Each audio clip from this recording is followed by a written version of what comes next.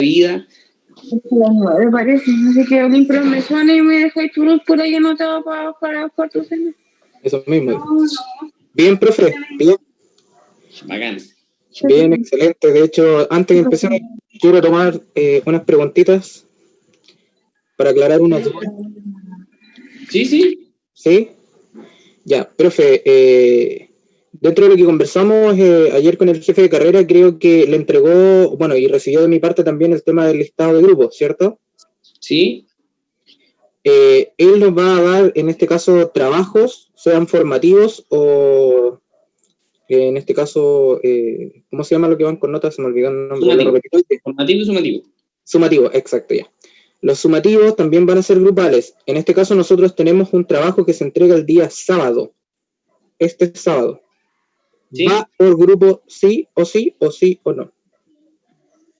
¿Va por grupo, me pregunta? ¿Sí? Sí, pues lo hacemos en grupo.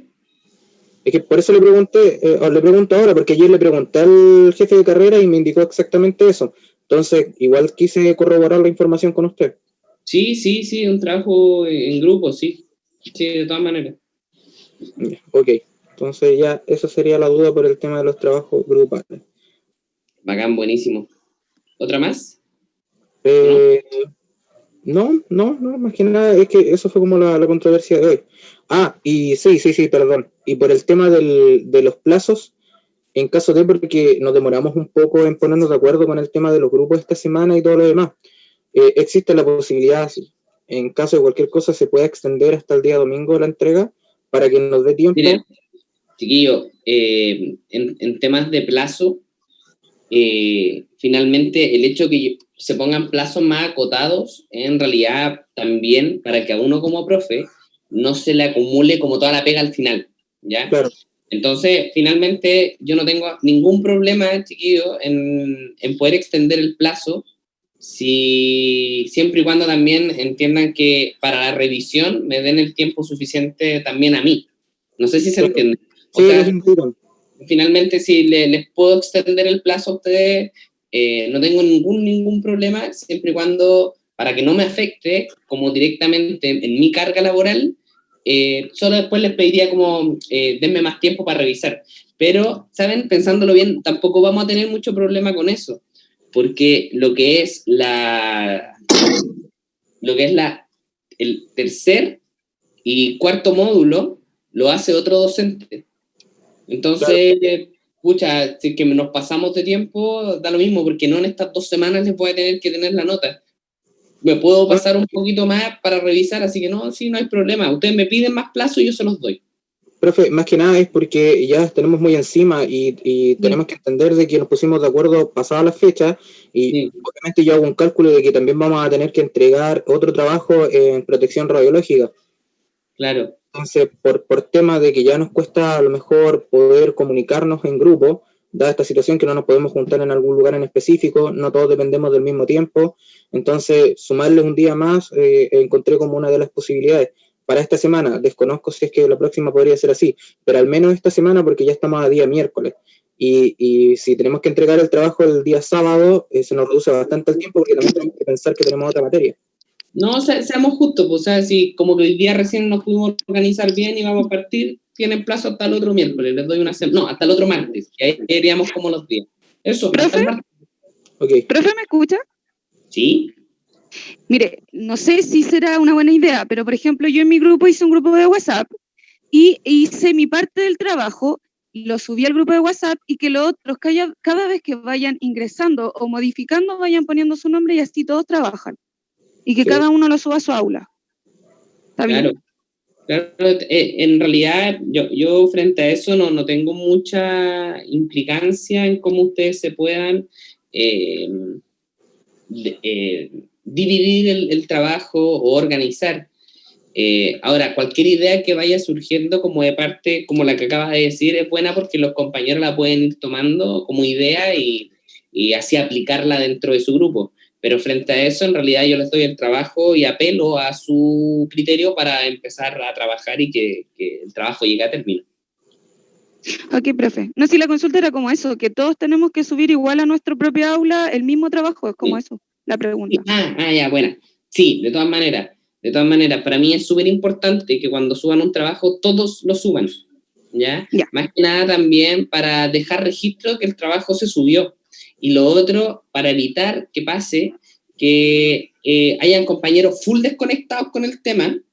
Piénsenlo así, son un grupo de 5, y hay uno que no trabajó, no hizo nada, y todos los demás trabajan. Bueno, en algún punto, él les va a tener que pedir el trabajo, porque lo va a tener que subir, y entre que lo pide, los compañeros le van a decir, ya, pero va a tener que hacer esto.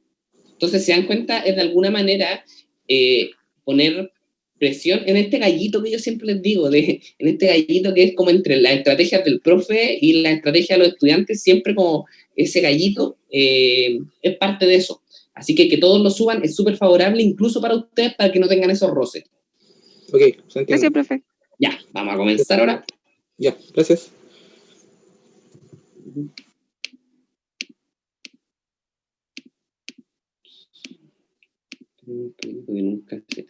Esta cuestión la puedo mover. Pues. Ahí sí. Mira que parece un abuelito. Ahí sí. Ya, ahora sí. Queridísimos estudiantísimos, vamos a comenzar con la sesión. Disculpen, la voy a empezar a grabar. Estoy bien entusiasmado en hacer esta clase porque la encuentro también súper entretenida. Además vamos a participar harto. Entonces, bienvenido a la clase número 2 del módulo 1 de la asignatura Procedimientos Imagenológicos Simples. La clase de hoy tiene algunos objetivos que vamos a tener que lograr.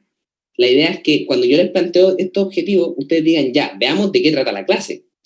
De repente no parecen muy importantes con los objetivos cuando un profe comienza, pero chiquillos, para ustedes es clave, porque vamos a entender de qué estamos hablando, ¿cachai? Así que eso, importante. Lo primero, vamos a hablar de las técnicas de inmovilización. En imagenología, una de las instrucciones más importantes que uno le entrega al paciente es no moverse, ¿cierto? Porque estamos tomando imágenes.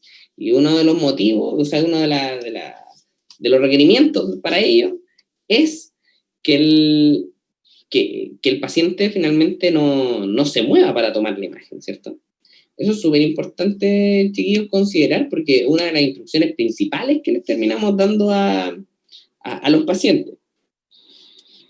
¿Y qué vamos a aprender acá? A eso precisamente. En esta parte de la asignatura vamos a lograr entender cómo inmovilizar al paciente para que no se mueva. Técnicas, datos. Y por eso vamos a participar mucho, porque puse en gran parte de la clase el nombre del tipo de paciente que vamos a atender, y la idea es que estemos debatiendo, conversando, porque ahí se va a nutrir la clase, en base a sus ideas. Entonces necesito que cuando yo les diga sea un punto de harta participación, ¿bien? Incluso levantando la mano virtualmente, ¿cierto? Y les voy dando la palabra para que vamos haciendo los comentarios y sea algo bien ordenado, ¿ya? Vamos también a conversar sobre el manejo de pacientes pediátricos y de tercera edad, que son súper importantes. Hay que hacer y lograr hacer la diferencia entre un tipo de paciente y otro en base a su condición física, a su condición de edad. ¿Ustedes creen que entregarle una bata a un paciente adulto mayor es lo mismo que entregarle la bata a un paciente de unos 25 años? Tome, póngase la bata, desvístase la cintura hacia arriba. El cabro te va a decir, ok, listo, terminé. Pero la persona de la tercera edad necesita un tiempo especial, una forma de explicar las cosas, e incluso un tiempo suficiente, uno ya lo considera. Por ejemplo, cuando yo veo que me van a tocar atender abuelitos, yo siempre considero un tiempo adicional para lograr darle la atención que ellos se merecen. Lo mismo también un manejo de paciente politraumatizado. O sea, hubo un accidente automovilístico y llegaron al hospital en el cual usted trabaja y llegan pacientes con fracturas expuestas, por ejemplo, pacientes que puedan llegar con varias regiones de su cuerpo afectadas.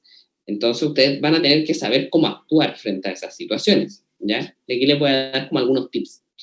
También vamos a hablar de la posición anatómica y los planos de referencia. ¿Saben algo de eso? Ahí, ¿entienden algo de más o menos de planos de referencia? O sea, y si les digo, por ejemplo, craneal, caudal, anteroposterior, ponteroanterior, ¿Les suena eso un poco o nada? Sí, ¿Aún? profe. Sí, profe. Sí, profe. Los planos son los que hacen como cuando hacen la radioterapia. ¿Esos mismos planos se utilizan o estoy mal yo? No, eso lo vimos en fisiología. Esa, bueno, no recuerdo el nombre. En anato. Ahí hablamos de cúbito supino, de cúbito Anatomofisiología. Ahí, anatomía, sí. Ya. Lo que me queda claro es que Anatomofisiología. anatomofisiopatología, ¿algo por ahí? No, fisiología. No, anatomofisiología. Ese, ahí, anatomofisiología, sí. Le cambiaron el nombre acá. Ya. La cosa es que lo importante es que ya hay una noción, y eso para mí es súper importante saber, porque no quise partir como desde una base tan básica, quise partir desde una imagen y que conversemos, y que la entendamos. O sea, esto no es memoria, esto es entendimiento. Cuando tú logras entender, el recuerdo te queda, y de ahí no necesitas empezar, porque si se te olvida algo, cuando esto es de memoria, la memoria falla y después va a estar complicado. Entonces, hoy día la idea es que participen de la clase entendiendo. Voy a explicar las cosas como para un lado y para el otro, así que la idea es que le pongan alta atención. Y también la nomenclatura del posicionamiento radiológico, cuando decimos que la radiación tiene una incidencia antero-posterior, o medio-lateral oblicua, o lateromedial, o medio-lateral. Toda esa referencia de acuerdo a cómo incide el haz de radiación, es parte de lo que vamos a comenzar a hablar, y el idioma que ustedes van a manejar cada día que vayan a trabajar. O sea, esto es de uso diario, uso común, ¿ya? Entonces, cuando yo le digo que vamos a hablar de pacientes en situaciones especiales, ¿qué situaciones especiales? ¿Y por qué no pongo pacientes especiales? No, porque depende de la situación en la que se encuentren. Tenemos a pacientes en situación de discapacidad. Situación de discapacidad entendiéndose que el paciente puede tener algún tipo de dificultad para ponerse de pie, dificultad para caminar, le cuesta pisar con un pie, o sea, entendiéndose la condición, la situación de discapacidad, que no necesariamente tiene que tiene que ver con el paciente que no puede caminar siempre, no sé si me entienden. También así, pacientes con movilidad reducida, pacientes que les cuesta moverse. O sea, chiquillos, entendamos que el simple hecho de decirle a alguien acuéstese en la camilla se transforma en algo tan difícil cuando el paciente no te puede colaborar, por más que quiera, su condición no se lo permite. Entonces, ahí donde tú tienes que saber cómo controlar o cómo manejar esa situación. Entonces, es un poco de eso que trata la clase hoy, de lograr entender cómo vamos a hacer el manejo con este tipo de pacientes. Y los vamos a tratar como tipo de paciente, como un paciente general. Vamos a entrar en la particularidad de cada uno, pero entendiendo que en realidad todo paciente requiere la misma atención y nos tenemos que adecuar en relación a las características de cada paciente. Nuevamente, por favor, no es memoria esta cosa, es entendimiento. Y eso es importante para que ustedes logren tomar los conocimientos para siempre. Si esto lo intentan, esto nunca lo tienen que estudiar así como paciente en situación especial, a ver, en discapacidad, con movilidad reducida, problemas de condición. Si lo van estudiando así y ya se lo saben el 1, el 2 y se lo saben hasta en orden, y se pregúntamelo, el otro te lo dice y se ponen a estudiar así, es un error. Acá cuando digo, ya, el profe, ¿qué está diciendo? Paciente en situaciones especiales. ¿A qué se refiere con situaciones especiales? Todo lo que salga del paciente tipo, el paciente ideal, todo lo que salga del paciente ideal es un paciente en situaciones especiales. Que no te entienda, por ejemplo, para mí un paciente en situación especial que hable otro idioma, que no sea mi mismo idioma. Es una situación complicada. El tema es que cómo salgo de esa situación, cómo resuelvo. Un paciente, un recién nacido, o sea, atendí al paciente, pase por acá y de repente te llega así un ser humano de este porte, ahí llegó un ser humano. O sea, se dan cuenta, chiquillos, que en realidad así es la manera correcta de estudiar, abriendo la mente, pensando, ¿a qué quiere llegar el profe con esta clase? Más allá del que eso solo le atrofia un poco la mente, no los deja como avanzar mucho. Pacientes con aislamiento, un paciente con COVID, por ejemplo, ¿cómo lo vamos a enfrentar? Y para mí es importante, y esto se los quiero dar como tarea, que sepan y manejen bien, y alguna vez, yo creo que ya lo han escuchado, no me acuerdo si se las di como tarea la vez pasada, que estudien los tipos de aislamiento, que conozcan cuáles son los tipos de aislamiento, cuáles son las barreras de protección frente a estos tipos de aislamiento. Eso se los doy como tarea para que lo revisen, para que lo estudien, para que vean la importancia de cómo atender a estos pacientes con aislamiento, ¿sí? Aislamiento entendiéndose como que... dígame. ¿Los aislamientos son el de contacto y el de gotita? Sí, de contacto, gotita, respiratorio, protector, que finalmente estos tipos de aislamiento, el aprendizaje que les entregaría a ustedes estudiarlos es que cuando lleguen a trabajar a un lugar, cuando vayan a una práctica y les digan, el paciente que está allá está con un aislamiento respiratorio y el de allá está con un aislamiento de contacto. Ok, ¿cómo me voy a equipar para ir a atender a un paciente y a otro? Lo más lógico, ustedes dirían, no, me lleno de bata, me pongo mascarilla, me hago todo, pero tampoco los recursos son infinitos.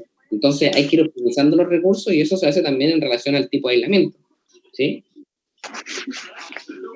Bien, entonces eso se los doy como tarea para que, por supuesto, lo revisen. Veamos. Profesor, pero para eso es como lo mismo que están haciendo ahora con el tema COVID. Sí. ¿El mismo implemento? Con el COVID tienen aislamiento, por ejemplo. Gracias, precisamente. Hay que tener un cuidado con el tipo de aislamiento con el COVID. Pero esto también, por ejemplo, hay pacientes que están inmunodeprimidos, que ellos no se pueden contaminar. Si ustedes llegan y los contaminan, los podrían afectar a ellos. Entonces, ese es otro tipo de aislamiento que...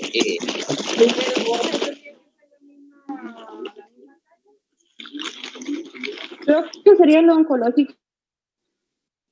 Uy, disculpe, justo estaba silenciando a los compañeros y alguien dijo algo de oncológico, pero efectivamente sería como los pacientes oncológicos, pacientes que, por ejemplo, van a tener alguna inmunodeficiencia, como algún tipo, no sé, de VIH, pacientes con algún tipo de leucemia que se encuentren muy inmunodeprimidos. Uno, claro, tiene que hacer un aislamiento protector frente a ellos, pero eso es parte de la tarea, así que vamos a seguir avanzando. Acá dice... Todo técnico debe estar... Dígame. Disculpe, la tarea la vamos a revisar en clase. No. En esta tarea no se las voy a revisar. Se los doy como un aprendizaje complementario, ¿sí? Apelando a que uno les puede solicitar o sugerir estudio sin ser como la presión de la revisión. O sea... Se los digo como desde la importancia de... ¿sí? Ok, gracias. Entonces dice acá, todo técnico debe estar familiarizado con los riesgos y dificultades en la atención de este tipo de pacientes. Por supuesto, si son los primeros que se enfrentan al paciente, deben estar familiarizados. Una mala atención, chiquillos, puede traer como consecuencia, por ejemplo, la no realización del examen. Se puede llegar a no realizar solo por una mala gestión de cómo se administró todo. O sea, si yo me preocupo, pienso cómo poder actuar, uno podría llegar a brindar una atención de calidad independiente de las condiciones del paciente. Ese es el objetivo, chiquillos, acá. ¿Qué busco, qué espero, o qué tienen que esperar ustedes, de ustedes mismos? Es que, independiente del paciente que llega, yo lo voy a poder atender y darle las comodidades suficientes como para que se sienta cómodo durante el examen. Ese es mi objetivo en lo que yo trabajo, ¿ya? Porque trabajo con personas, trabajo con pacientes, y no puedo considerar que el paciente, el paciente estoy incómodo, ya, pero caballero, apúrese si dura poquito, no. ¿Y por qué también esto se da por una ayuda mutua? Si el paciente está cómodo, también te colabora. O sea, imagínense, yo quiero tomar un examen y el paciente no me colabora. Estoy todo el rato sufriendo mientras tomo el examen, quedo con un estrés, pero... grandísimo. Entonces, imagínense, si yo le doy todas las comodidades al paciente, además soy súper amable con él, él va a hacer todo lo posible también para retribuir a que todo quede bien durante el examen. Entonces, finalmente, chiquillos, esto siempre va a favorecerles el querer ser más pro en lo que hacen. Entonces, acá una mala atención puede traer eso, que no se logre hacer el examen o incluso el agravamiento de las lesiones. Por ejemplo, un paciente que venga con múltiples fracturas, ustedes puedan hacer algún movimiento que el paciente pueda empeorar su estado de salud. porque si ya viene con múltiples fracturas, también hay algún punto en que se empiezan a involucrar uno o más sistemas, por ejemplo, el sistema respiratorio, el sistema circulatorio. Puede llegar un punto en que se pueda agravar hasta la muerte del paciente por algo que ustedes hicieron. Un ejemplo muy sencillo del agravamiento de lesión. Cuando alguien se fractura la cadera, el signo es generalmente como un pie más corto que el otro. Estás como acostado en la camilla y es como un pie que tú veis las piernas. Si tomáis las piernas, hay una pierna que queda más adelante y la otra más atrás. La radiografía de pelvis, uno busca siempre una rotación interna de la extremidad, que los pies hagan así.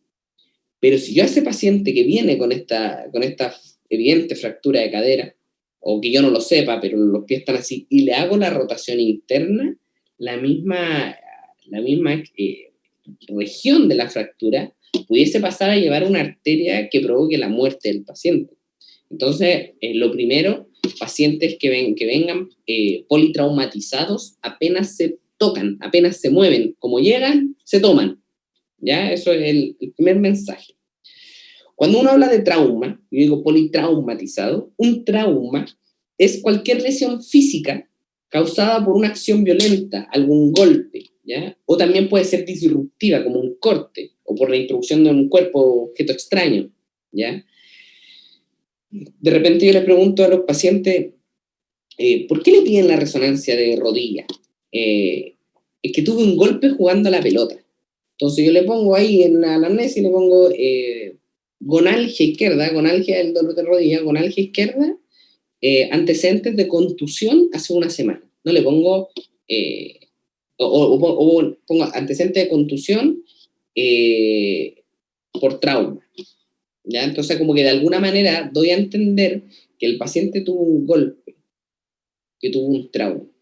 Cuando el paciente me dice, por ejemplo, se pegó en la rodilla, no, me empezó a doler de un día para otro. Gonalgia de rodilla sin trauma asociado. Eso es parte de lo que yo escribo en la anamnesis. Sin trauma asociado. ¿A qué me estoy refiriendo? A este sujeto le duele la rodilla, a este señor paciente le duele la rodilla, y no es debido a ningún golpe, ni contusión, ni nada. No tuvo nada, sin trauma asociado. Entiendas el concepto de trauma. Entonces un paciente que tiene múltiples traumas, o sea, un paciente politraumatizado, es aquel que ha sufrido un evento que le ha generado lesiones de origen traumático, ¿cierto? Por contusiones, por golpe, y tienen 2 o más sistemas del cuerpo humano comprometidos. Por lo tanto, aquí se considera de riesgo vital. ¿Ya? Es un paciente politraumatizado. No confundir con policontuso. Eso siempre se confunde y me carga, porque me dicen, viene el paciente politraumatizado, y uno dice, wow, me tengo que preparar, empieza a separar los espacios, empieza a concentrar, a organizar para tomar el examen, y llega una señora caminando así. ¿Y qué le pasó? Me caí de la escalera, te dice. Y ahí hay que hacer la diferencia. Ella es policontusa, porque tuvo múltiples contusiones, pero no tienen 2 o más sistemas del cuerpo comprometido. Cuando se tienen 2 o más sistemas del cuerpo comprometido, está en riesgo vital, y si fue por algún trauma o por una contusión, se considera que el paciente es un politraumatizado. Hagan la diferencia. No ocupen mal el concepto. Si ustedes están trabajando en un servicio de urgencia y te dicen, viene un paciente politraumatizado y viene una señora así conversando como si nada, ese no es un politraumatizado, es un policontuso. A diferencia, acuérdense, del politraumatizado, que es el que tiene 2 o más sistemas del cuerpo comprometidos. Y bueno, ¿qué es importante acá? Cuando el paciente viene politraumatizado, es importante saber el grado de daño que viene el paciente. Piensen un poquito en lo que se imagina un poco el doctor. Dice, ok, viene un paciente que tuvo un accidente en la esquina, un accidente automovilístico de gravedad, hubieron 3 fallecidos y el único sobreviviente. O sea, imagínense cómo quedó. Llega el paciente y el médico lo ve ahí acostado, lleno de sangre, ¿cierto? Necesita saber qué está pasando con él, qué parte de su cuerpo está comprometido. Y ahí, ¿a quién le llega? El paciente, al servicio de imágenes. Porque las técnicas imagenológicas son fundamentales a la hora de poder diagnosticar el nivel de compromiso que tienen estos órganos vitales y a la vez los sistemas de nuestro cuerpo. Pero cuando... Dígame. Por ejemplo, a mi suegra la atropellaron en el 2016. A ella se le hizo una fractura Fox 2 en la cara y se le desintegró el hombro. Eso sería politraumatizado, porque ella casi perdió la conciencia, o policontusa. Politraumatizado. Ok. Sí, Ya. eso sería. De repente los politraumatizados, chiquillos, llegan como politraumatizados y se van caminando. Tú dices, ya, pero ¿cómo? Y es porque, claro, están muy, muy comprometidos, pero no al punto de la muerte. O sea, pueden estar sus sistemas comprometidos y, claro, el paciente a lo mejor va a estar consciente, va a estar estable, pero si en algún punto no le brindan la atención, probablemente llegue a la muerte. Entonces, claro, llegan ahí al servicio, lo intentan estabilizar, pero quiero que se entienda que la diferencia del politraumatizado al policontuso es que cuando está el politraumatizado, si no se le da una atención a la brevedad, posiblemente el paciente se pueda ver más afectado al punto de que se sigan comprometiendo más sistemas hasta llegar a la muerte. ¿Ya? Esa es un poco la diferencia. Por eso a mí de repente llegan pacientes y dicen, no, el paciente politraumatizado. ¿Y cuándo le pasó esto? Hace una semana. Y tú dices, el politraumatizado llega al tiro. ¿Ya? Eso, entiéndase un poco, chico.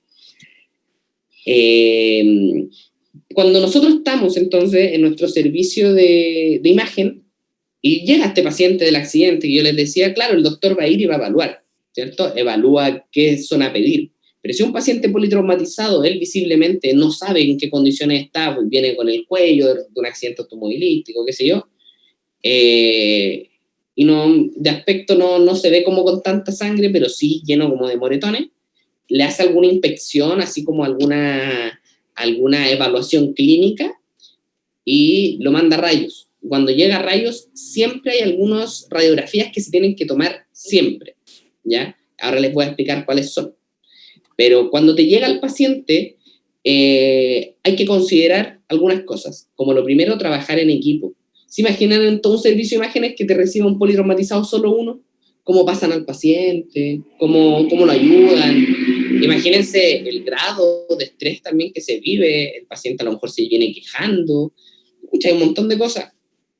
Consideran que habría que atenderlo solo, ni por si acaso.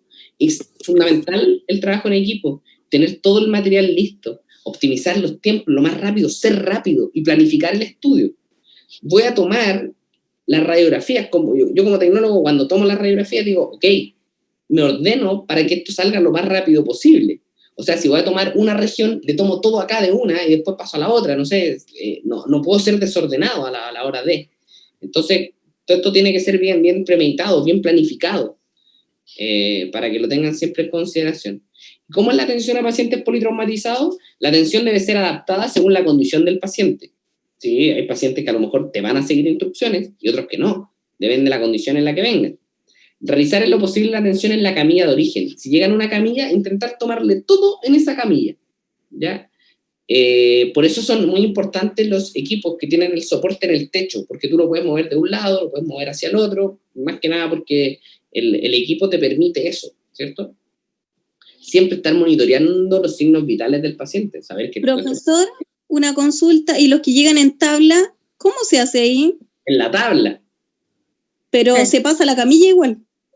Es que si llega a la tabla y lo podemos pasar a la camilla, siempre se busca la mejor manera. Por ejemplo, si hay pacientes que yo le voy a poder tomar el examen en su misma camilla y las condiciones se dan, no van a haber elementos radioopacos que me puedan afectar a la imagen, etcétera, etcétera, claro.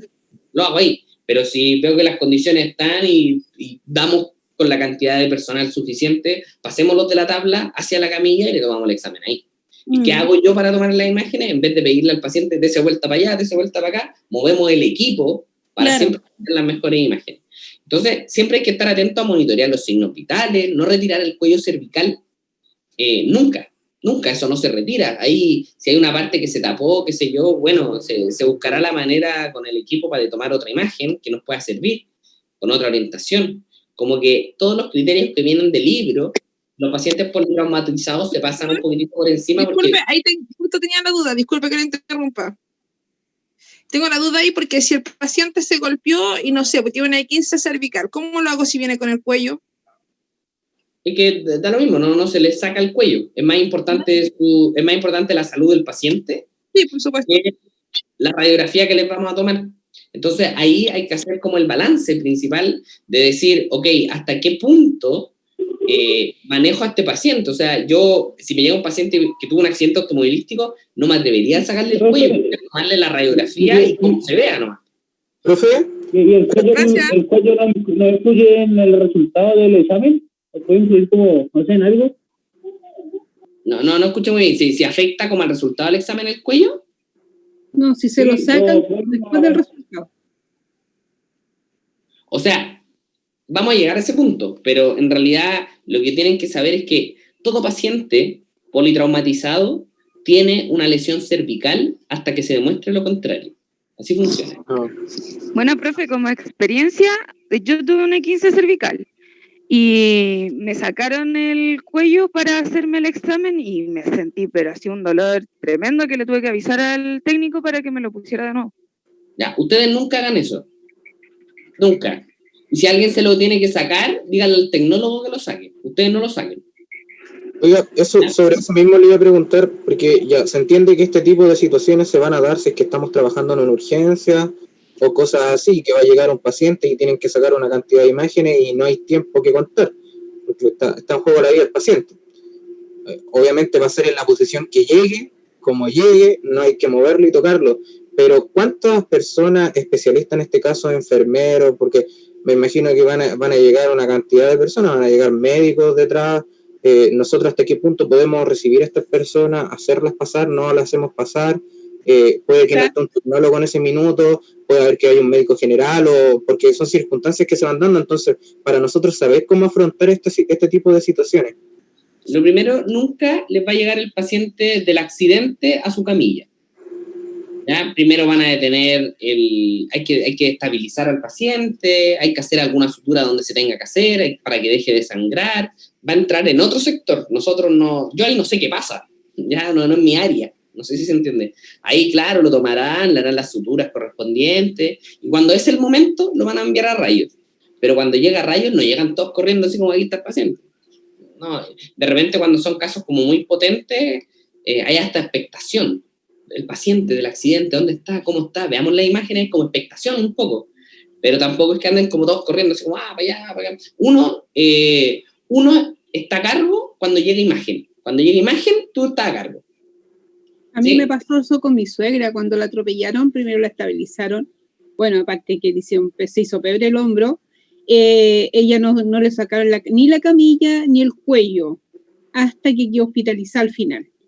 Pero estamos hablando del accidente, fue a las 9 de la mañana de un día y que hospitalizada el día siguiente en la noche, en la tarde, digamos. Y recién se sacaron la camilla y le sacaron el cuello.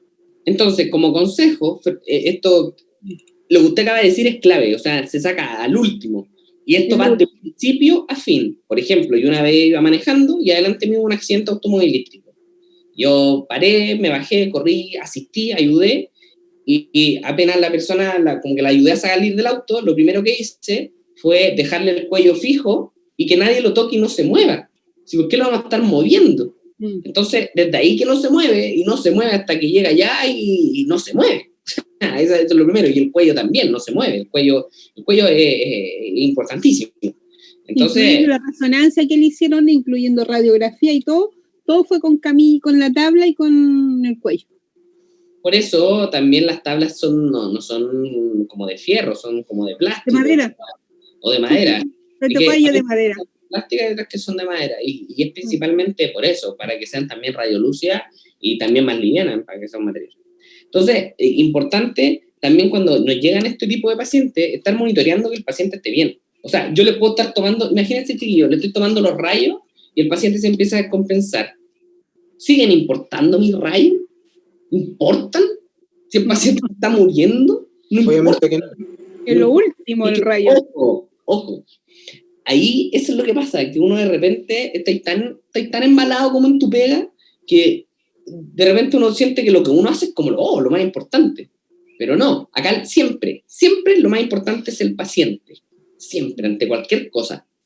Como es lo más importante, uno le tiene que dar el nivel de importancia cuando trabaja. O sea, estoy tomando mi examen, sí, me tengo que ir a comer, sí, el paciente se está descompensando, ok, ¿qué hago? ¿Sigo mi rato así bien? ¿Termino los rayos? Ahí hay que siempre parar, pensar y decir, este pensamiento que me está inundando, que me está haciendo ser el mal profesional, lo saco. Y haz lo que corresponde. O sea, chiquillo, uno lucha con eso. Entonces, no crean, uno cuando está estudiando tiende a decir así como, esto tiene que ser así, y uno es como súper ético y se imagina muchas cosas, pero cuando estáis ahí, después de haber estado chato atendiendo pacientes, estáis muertos de hambre, estáis como preocupados de ti, pero ahí es donde está el peligro, porque si eres del área de la salud, deja de preocuparte de ti, porque cuando estás trabajando te importa el paciente y nada más. ¿Ya? Eso, chiquillos, siempre adentro, llévenlo. Entonces, importante, como les digo, no sacar la tabla de movimiento y no dejar solo al paciente para eso mismo, para estar monitoreándolo. La radiografía, yo les digo que hay algunas radiografías que se toman. ¿Como cuál?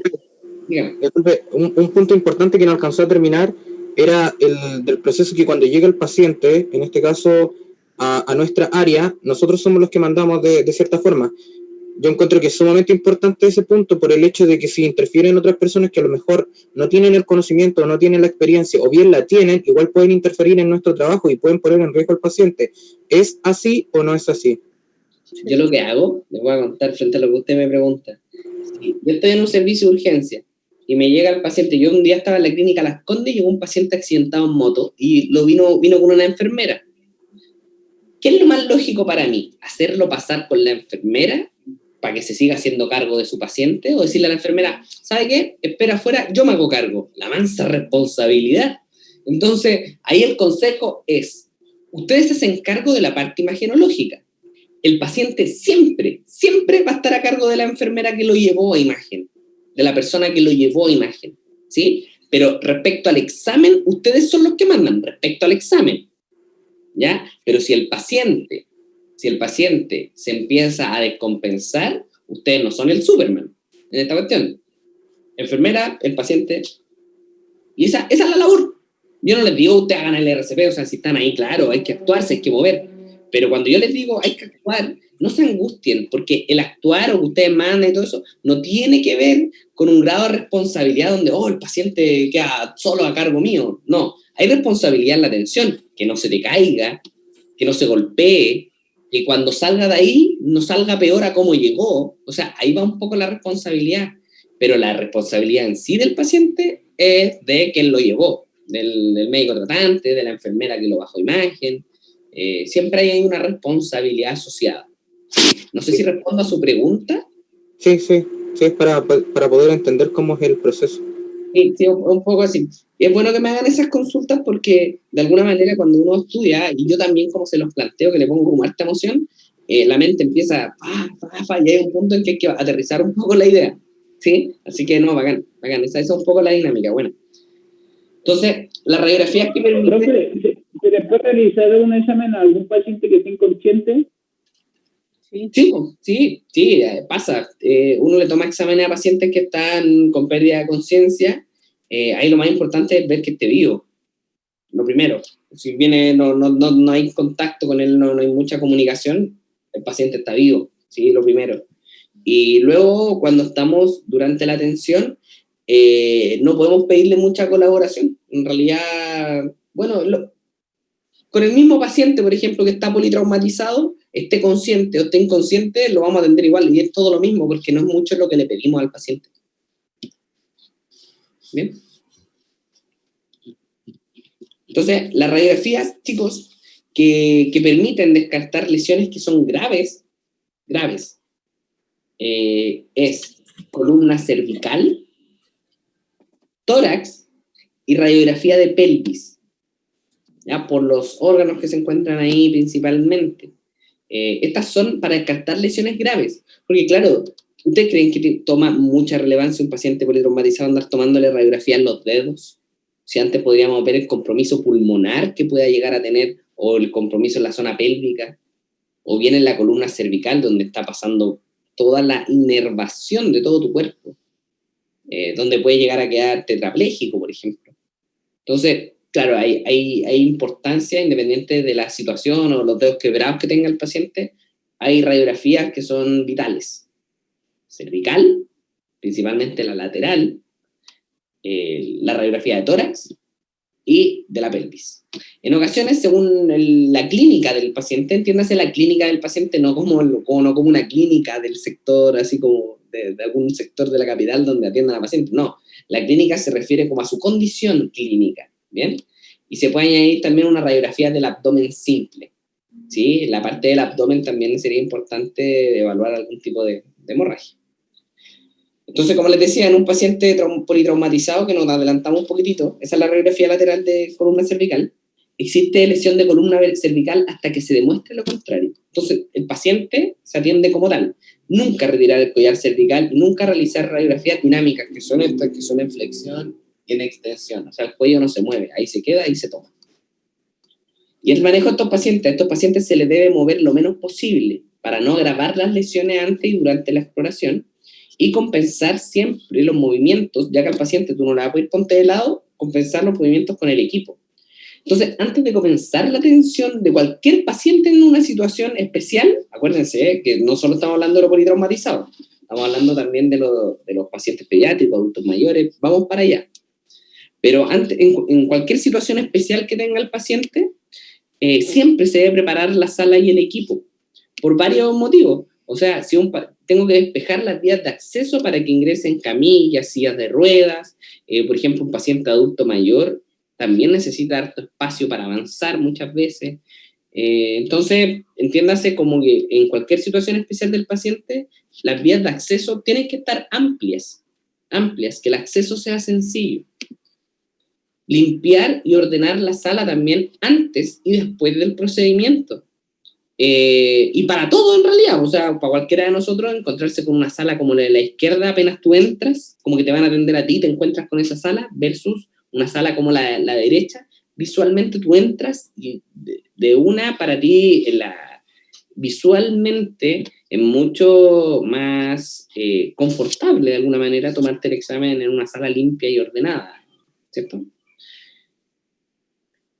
Y esto es importante, que cuando el paciente, claro, yo les digo una radiografía lateral de la columna, pero si el paciente está acostado ahí y el tubo está arriba, como ahí, ¿cómo le tomáis la radiografía lateral? Y eso se hace siempre con los pacientes politraumatizados con rayo horizontal. Eso es una radiografía con rayo horizontal. A eso se refiere, que el rayo está de manera horizontal, no en esta orientación, sino que horizontal. ¿Ya? Eso siempre considera. ¿Lateral AP, profe? Nunca puede ser lateral AP, o es lateral o es AP. AP se refiere que la radiación entra por anterior y sale por posterior. Ah, claro, claro. Y lateral es que la radiación entra por lateral. ¿Sí? Entonces, les pregunto, dicho eso, todo lo que hablamos recién de los movimientos de los equipos, la forma de atender y todo, ¿cómo sería en este caso, ya que hablamos del paciente politraumatizado? Porque eso es lo que tienen que saber del manejo del paciente politraumatizado, principalmente no moverlo y las radiografías que se toman. Pero un paciente en situación de discapacidad, un paciente que no se pone de pie, un paciente que tiene alguna dificultad, ¿qué aspectos creen ustedes que son relevantes considerar frente al manejo de este tipo de pacientes? El acomodar la camilla a la altura donde el paciente se pueda movilizar en sí.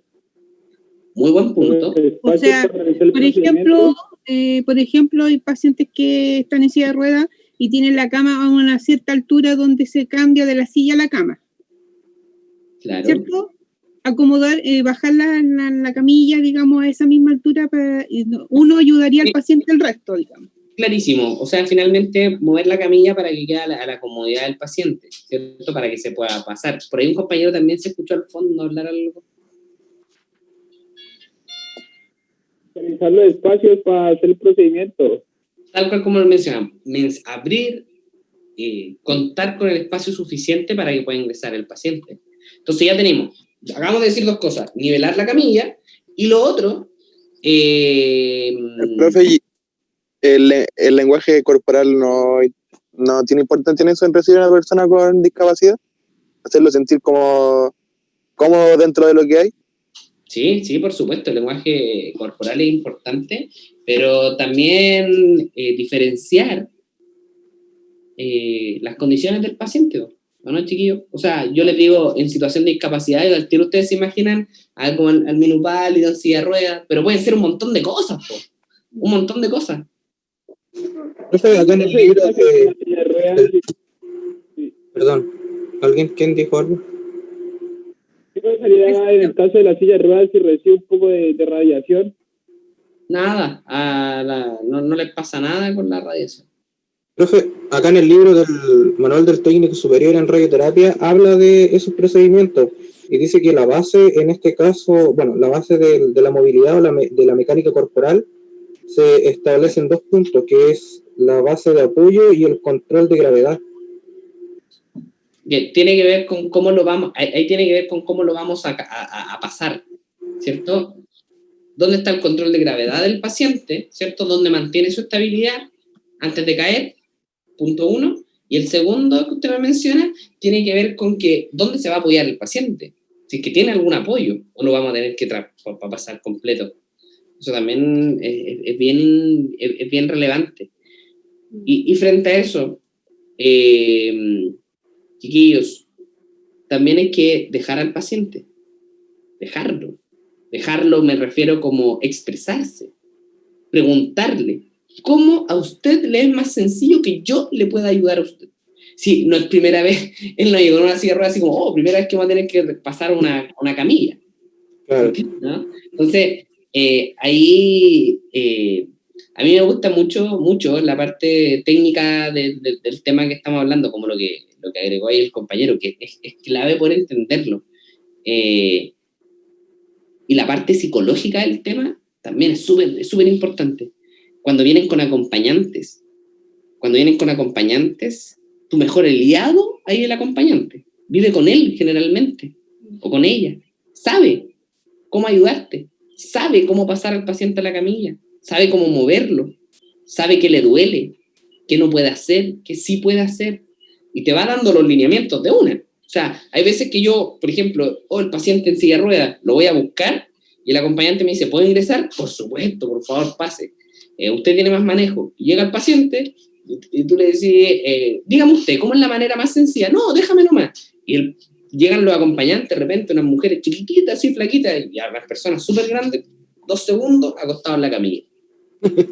Y lejos, va a ser la mejor opción. Porque ustedes van a estar ahí todos maneados, ¿cómo los ayudo? Pero eso nosotros no tenemos problema, disculpe que le interrumpa, no deberíamos tener problemas si hacemos pasar al acompañante y lo mueva él para el procedimiento. Nada, al contrario, contrario. Más problemas tienen si lo intentan hacer solo. Entonces, acá yo lo que les digo, chiquillos, me gusta mucho hablarle desde la experiencia, desde lo que veo. Profe, igual hay gente en silla de ruedas que es como autosuficiente, o sea, se me refiero que a veces solo piden que le liberen como el acceso y ayudar un poco en lo que, porque a ellos también les gusta aportar su ayuda. Entonces igual hay que aprender como a respetar el espacio de la otra persona. Todo el rato. Yo tuve la suerte de que una de mis primeras prácticas la hice en el hospital del profe, en la clínica hospital del profesor. Fue como la segunda vez que había ido a una práctica a rayos. Y en esa práctica me pasaba que en el horario que yo estaba llegaban muchos pacientes de la Teletón. La Teletón tenía ahí un convenio. Y estuve durante unos 6 meses, no, un poquito menos, yo creo que han sido unos 4 meses, toda la tarde tomando pacientes en situación de discapacidad. Y tuve harto aprendizaje porque me di cuenta de otros detalles. A mí nunca, ustedes de repente a lo mejor, chiquillos, se van a poder o se van a encasillar mucho en cómo lo levanto, cómo lo tomo, cómo lo hago. Chiquillos, mi experiencia dice que tiene relevancia, pero hay otras cosas más importantes, como mirar al paciente, observarlo, escucharlo, ofrecerle la ayuda hasta cierto punto. Eso es algo que yo aprendí ahí. ¿Pero por qué, chiquillo? No, ni siquiera, ya llevaba un rato, pero igual con poca experiencia. Eran los primeros rayos que yo estaba tomando. Me decían, no sé, por radiografía de la columna lumbar. Y yo decía, ya, ¿qué tengo que hacer? ¿Cómo tomarlo? Y que estaba muy concentrado como del examen y no del paciente, porque era chico, recién estaba haciendo estas cosas. y me pasó que pasó una paciente, joven, pasa la chica de haber tenido como 21 años, y yo no la pasé, la pasó una compañera, y yo estaba anotando unas cosas, y le digo así como mientras yo anotaba sin mirarla, le digo, pase, póngase en el estativo, quédese de pie ahí parada un ratito, la atiendo enseguida. Y chiquillos, cuando salgo y la miro, le faltaba una pierna, y yo la tenía parada ahí esperando para que yo la atienda, y le faltaba una pierna.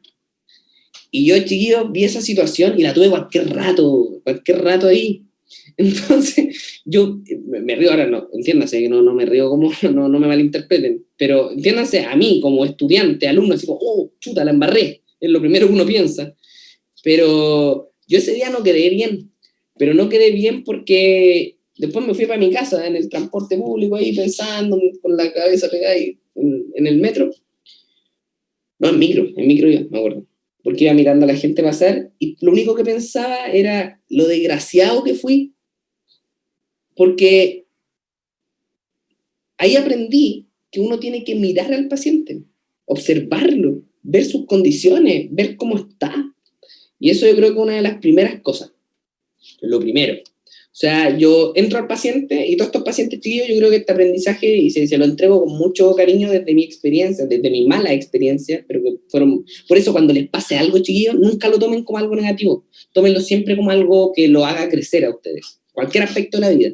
Y a mí me pasó eso, que fue un aspecto que a mí me hizo sufrir por lo que había hecho, pero finalmente me quedó guardado para siempre, y ahora el paciente yo no lo atiendo si antes no lo miro completo, para saber también sus posibilidades.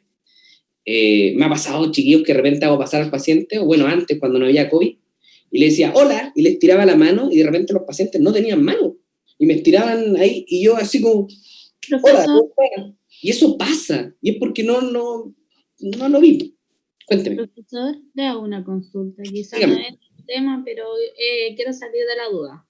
¿Qué pasa si llega un paciente con problemas de auditoría, como en el caso de audición, perdón? En el caso de sordo o mudo y tenga que entrar y vaya solo, ¿qué se hace? ¿Cómo podemos reaccionar en ese, si es que la ha tocado a usted? Me ha pasado, no sé si se acuerdan una chica que antes salía como en Jingo, Mecano, no sé, pero era una chica como bien encachada como una modelo, que era sordo-muda, o sea, es sordo-muda. Y un día llegó ella a atender y iba con su hija. Y yo la hablaba y ella no me escuchaba, me decía que era sorda, y yo veía a la hija y no sabía cómo darle la indicación, estaba súper complicado. Y le empecé a hablar bien modulado. Si ustedes le hacen gestos, le hablan, modulan, ellos van leyendo sus labios. Y chiquillos, yo le hablaba lento y era como que me escuchara. Ella entendía todo, afirmar, chiquillo pero entendió todo. Pero ella, el otro día fue un caballero, chiquillos, de 80 años, que no escuchaba nada. El examen era con una instrucción de respiración, y aunque tú gritabas, no te escuchaban. Y además tampoco te leía, no quería hacer nada. El caballero no era sordo, quedó sordo, que eso es más difícil, porque la gente que es sorda ya se sabe comunicar, tan acostumbrado que nadie sepa comunicarse con ellos. Porque ahí el error es nuestro, que no aprendemos lenguaje de señas. Pero claro, ellos tienen más costumbre. Pero una persona que quedó sorda en un tiempo acotado, este caballero era ultra cascarrabia, enojón. Y tú le decías, desvístase. Y decía, ¿qué? Si no te entendía, y te gritaba, y te trataba mal. Y pero, wow, fue terrible. Lo acostamos, era un escáner, sí. Cuando acostamos al paciente y le tuvimos que dar las indicaciones de respiración, mi jefe aparece y me dice, José Ignacio, acuérdate, esto siempre, cuando el paciente no te escucha, y tú ya lo das por batalla perdida, o sea, por más que le hable, el paciente dice, y no se pueden comunicar, y son gritos, solo te vas a estresar, el paciente se va a estresar y va a quedar todo mal. ¿Qué te recomiendo ahí, José Ignacio? Acuesta al paciente y prueba cómo puede resultar. Intenta hacer las instrucciones de alguna manera, si no, bueno, el radiólogo se va a tener que esforzar adicional y hacer un informe con un paciente que no cooperó. Pero ahí que les recomiendo yo, si es que van con acompañante, hagan pasar al acompañante, ustedes le dan la instrucción al acompañante y el acompañante le hace lenguaje de señas, ¿sí? Le acabo de dar algunas experiencias de cómo poder atenderlo finalmente. ¿Sí? En el caso de pacientes con síndrome de Down, ¿cómo se atenderían? ¿Pacientes qué? ¿Con síndrome de Down? Sí. Un paciente con síndrome de Down, que también me ha pasado, y tuve la suerte de... Yo algún día trabajé en otro instituto, que fue en el DUOC, y ahí conocí a una persona que tenía un hijo con síndrome de Down, y yo le hice la siguiente pregunta. Usted, como mamá de un niño con síndrome de Down, ¿qué espera del personal de la salud que lo va a atender a usted? ¿Qué espera? ¿Qué espera? ¿Cómo es una buena atención? ¿Cómo la persona, o usted, en su experiencia, si recuerda una buena atención, qué hicieron diferente para que usted me pueda decir, sí, así se atiende a mi hijo con síndrome de Down? Y ella me dijo, yo lo único que espero es que se ganen la confianza y lo atiendan como un niño. Me dijo, ¿qué te recomiendo yo? Cuando te lleguen pacientes con síndrome de Down, no abras la puerta, sale a llamarlo y que el paciente entre, no. Pasa por afuera, date una vuelta como por la sala de espera, salúdalo, hazle un comentario, cualquier cosa, para que cuando te toque atenderlo, ya sea una cara más común, algo más, no tan, que ya hay un grado de confianza. Y ellos son muy inteligentes. Muy inteligente, muy inteligente. Solo que tienen algunas dificultades sociales, de roce social muchas veces. Entonces, y finalmente, si nosotros lo tratáramos como de tú a tú, como se trata cualquiera, sería lógicamente mucho más fácil para ellos relacionarse. Pero la gente tiene el problema que los posiciona como, ay, el pobrecito. Y entre esa victimización que le dan, como que los terminan excluyendo socialmente. Entonces yo siempre, chiquillos, la integración va en eso, en tratar al otro con el respeto que se merece cualquiera. Entonces, si todos hicieran lo que dice usted, disculpe, mi hijo es TEA, mi hijo es Asperger y tiene un poquito de autismo, pero si todos fueran como dice usted, ese mecanismo sería maravilloso, sería hermoso, hermoso, todo como lo plantea usted, sería genial. Pero por desgracia no es así, lo llaman, no sé, Alexander, y la niña lo tira en la camilla, y ahí es que es un caos porque el niño llora, además que la camilla es helada, entonces todo el contexto que hacen es como traumante para mí. La pregunta es, ¿que a mí nomás se me ocurre esto? La pregunta es, ¿a esas personas que lo atienden nunca les enseñaron a esto? ¿O en realidad nunca quisiste ser el tipo de profesional que debes ser? Yo creo que no hay vocación. Yo creo que al comienzo fueron así, pero después la vocación se perdió. Yo creo, mi pensamiento. Sí, o sea, por eso, chiquillos, yo los invito a reflexionar, a pensar, que tomen este rato de la clase con las que tenemos como para mirar la radiología desde la parte humana. O sea, mi intención nunca es tener o participar de la formación de técnicos que estén preocupados solo de la parte teórica.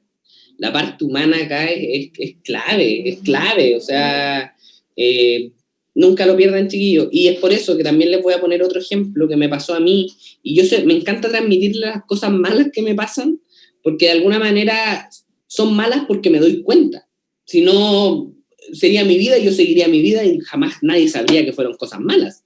Yo lo sé porque soy súper autocrítico conmigo mismo socialmente. Entonces, yo el otro día hace poco me pasó, esta clase ya la había hecho. Imagínense, el profe habla bonito, dice que cómo hay que hacer las cosas. Yo esta clase ya la había hecho, pero esta situación no me había pasado. Llegó un paciente tetrapléjico, el caballero iba en una silla, la cabeza hacia atrás, los ojos blancos. O sea, no me veía, era ciego, no me veía, yo no lo veía, el paciente echaba para atrás, no cachaba una, yo lo miraba a él, iba acompañado de alguien súper clever. Entonces yo le decía, ¿qué le pasó? ¿Por qué le pide este examen? Mira, y a mi papá le pasó esto, mi papá esto, y súper clever la persona. Y yo atendía al paciente, lo pasamos a la camilla, le hicimos el examen, todo espectacular, y yo le digo al paciente, y le digo a ella, tengo un puro problema, que tiene que tomar aire y aguantar el paciente. Y ella me dice, no, tranquilo, si te va a seguir las instrucciones. Y yo cuando le hice el escáner, le dije, tome aire profundo, aguante, y el paciente tomó aire, aguantó, todo bacán. Le hice el examen, bacán, contento, el paciente se fue, y yo súper contento, bacán, pues el examen complicado me salió bueno y todo. Pero después, cuando me puse a pensar como un poco más allá, me dije, y no sé si alguno de ustedes lo ha pensado, pero dije, ok, venía un paciente en la silla de ruedas, con la cabeza hacia atrás, los ojos blancos. Yo nunca lo vi como un ser humano. O sea, yo lo atendí, le hice el examen, pero nunca le hablé directamente a esa persona. No me acuerdo el nombre, pongámosle el nombre, decía Pedro. Entonces yo le decía, por ejemplo, nunca le dije, don Pedro, ahora le vamos a tomar el examen. Don Pedro, tiene que hacer esto, don Pedro. Yo, chiquillos, solo hablé, oiga, ¿y qué le pasó a don Pedro? Oiga, don Pedro hizo esto, oiga, don Pedro hace esto. Nunca le hablé a don Pedro. Claro, él no me iba a responder, pero no por eso no me voy a presentar, no lo voy a saludar.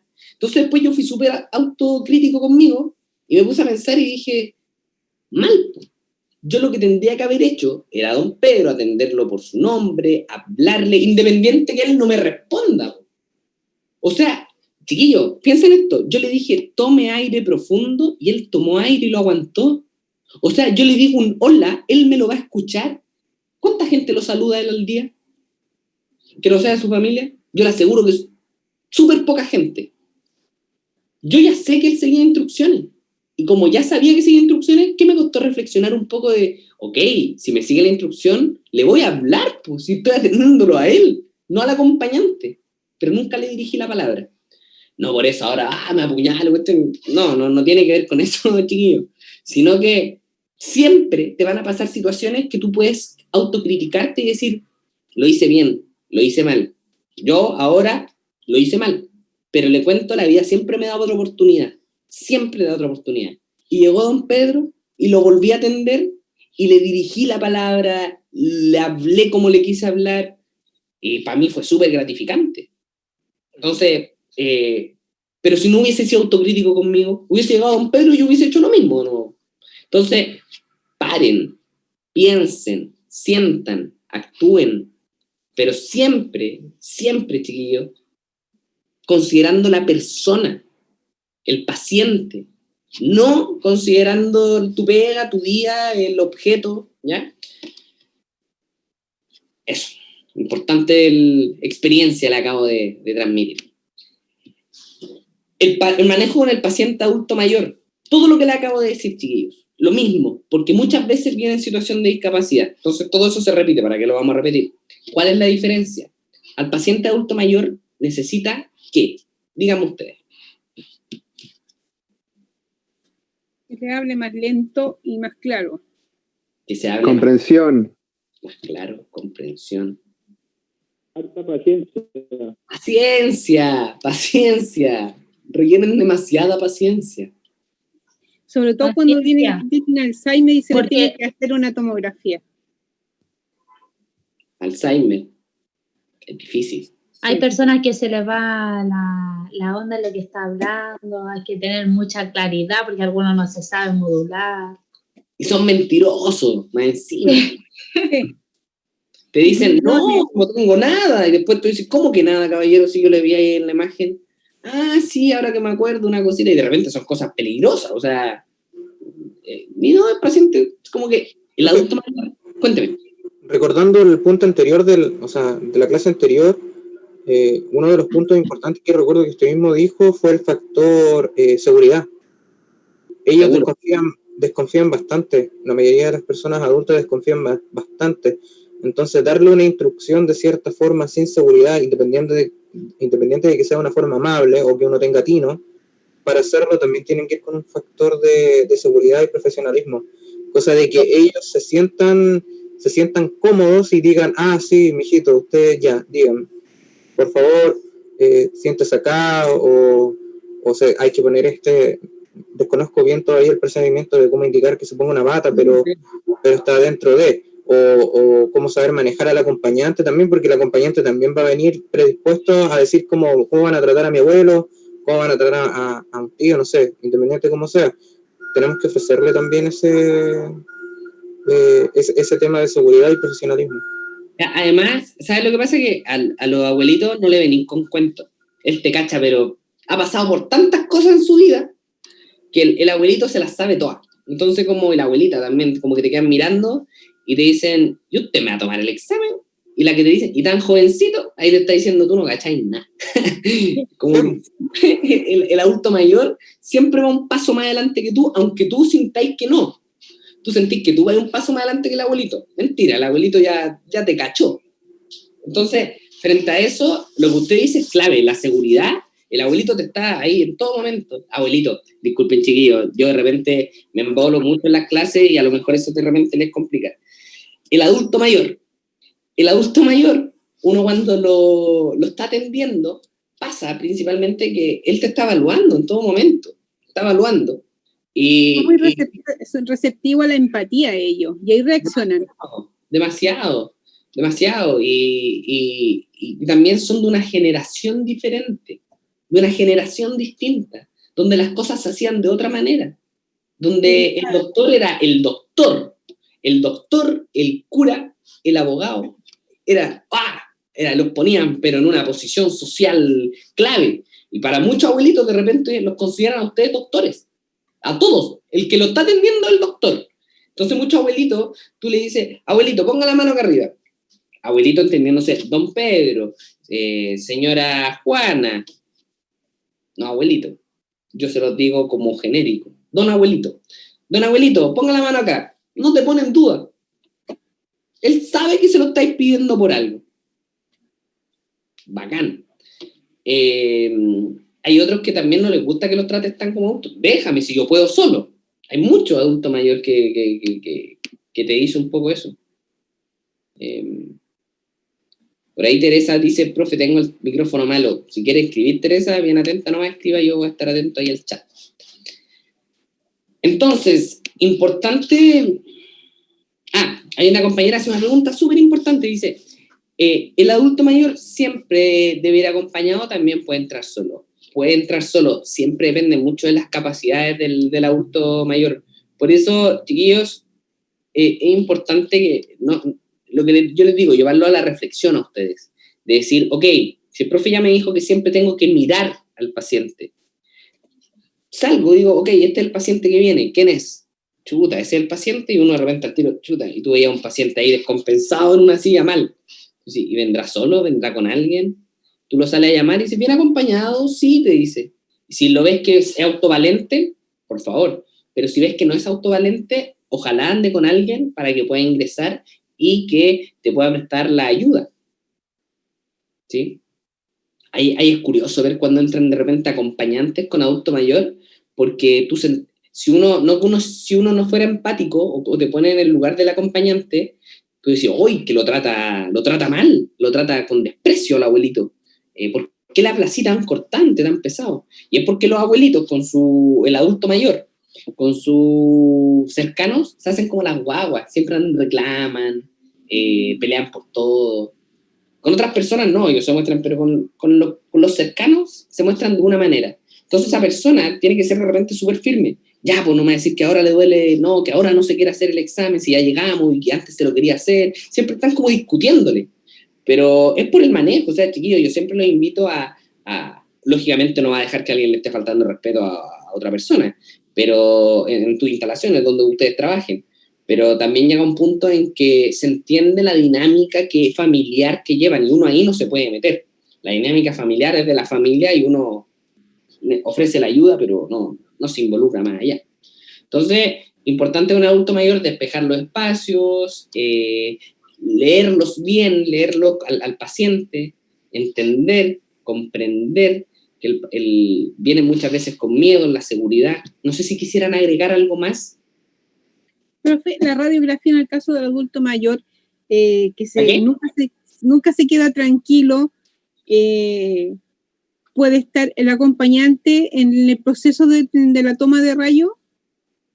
La posibilidad que un acompañante entre a la sala de examen, independiente de la modalidad, siempre se tiene que justificar, siempre. Y si la justificación es que vamos a lograr obtener un buen examen con el acompañante dentro de la sala, bienvenido el acompañante siempre, independiente de la condición. Siempre bienvenido el acompañante. Profe, ¿y el factor higiene?